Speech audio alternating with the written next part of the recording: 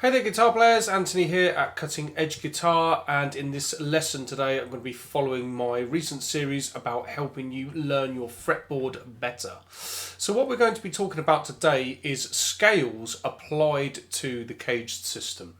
So we've done a bit of talking about that in some recent videos, and what I want to do here again is fill in the critical positions that I've been talking to you about, which would be shape 1 and shape 4. So what we're going to be looking at doing really with this is building the natural minor scale, otherwise known as the Aeolian mode, as you can see on the screen, around a position 1 minus 7 chord and a position 4 minus 7 chord. As we've previously talked about, these are the critical areas of the guitar neck. There are 5 positions to learn in the CAGED system, but if you know positions 1 and 4, you can get through a lot of different musical situations. So what we would do to play this scale shape in a caged form, we'd use fingers 1, 3 and 4. Some people like to use other fingers, but we're going to use 1, 3 and 4 just to keep this consistent for the moment. And we're going to play 5, 7, 8 on the bottom string. We're going to play 5, 7, 8 on the 5th string. Then we're going to play 5, 7 on the D string, just with fingers 1 and 3 there. Then we're going to play 4, 5, 7 on the G string. Then we're going to play 5, 6, 8 on the B string, and then finally 5, 7, 8 on the high E string. So try to keep your fingering consistent as 1, 3, 4 every time that you see a tone, semitone stretch. When you're using just a tone stretch, like wherever you can, you want to use fingers 1 and 3.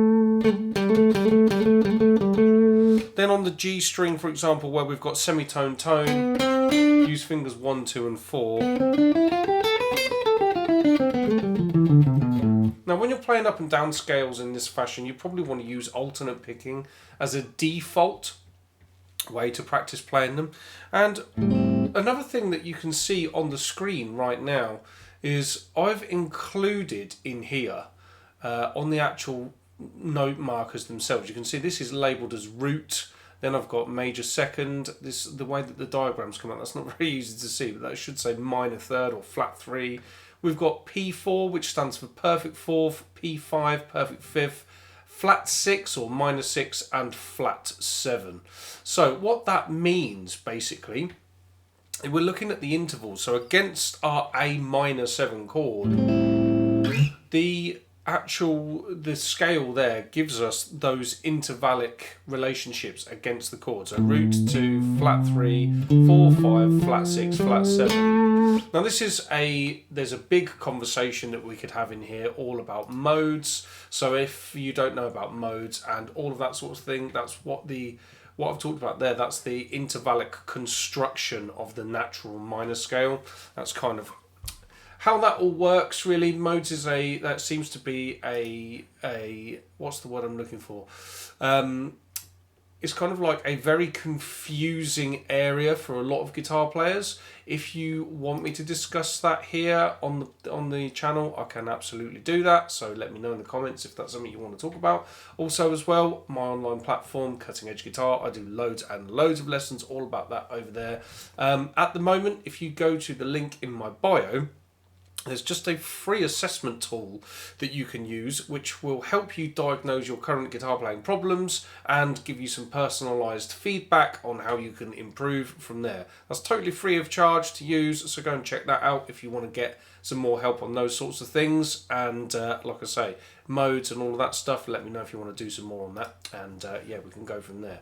Right, let's talk about shape 4 of the Aeolian mode in the key of A. So this is going to be built around this chord here. Okay, so what we're going to do, the shape, is we're going to start at the 12th fret on the low E string. We're going to play 12, 13, 15. I'd use fingers 1, 2 and 4 to play this. Then on the A string we're going to play 12, 14, 15. With fingers 1 and 3 I would go. Then you're going to do the same thing again on the D string, exactly the same. Then on your G string you're going to use fingers 1 and 3 to play frets 12, 14. Then on your B string you'd use 12, 13, 15 with fingers 1, 2 and 4. and then the same again on the top string. So whenever you're playing up and down these things, I would suggest that you use alternate picking. You probably want to play against some kind of chord, so if you use a loop pedal or something like that, or just use a backing track that you like from YouTube, something like that, and just try and play up and down it.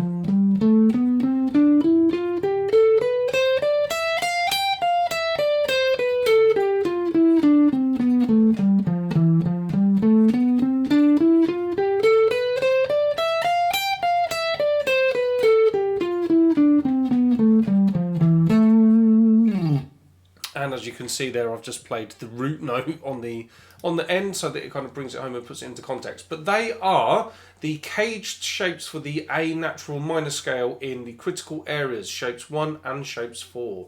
If you flesh out all of those other caged shapes, of which there are of course 5, you will know the 5 shapes for all of the modes of the major scale up and down the guitar neck. There isn't enough time for me to get into how all of that works in a video like this here, but like I've said, if you want to check out Cutting Edge Guitar, I'll go into all of that in massive detail over there. Don't forget to check out that free assessment tool that's at the link in my bio as well, and hopefully I will see you in another lesson sometime soon. Okay guys, thanks for watching, take care.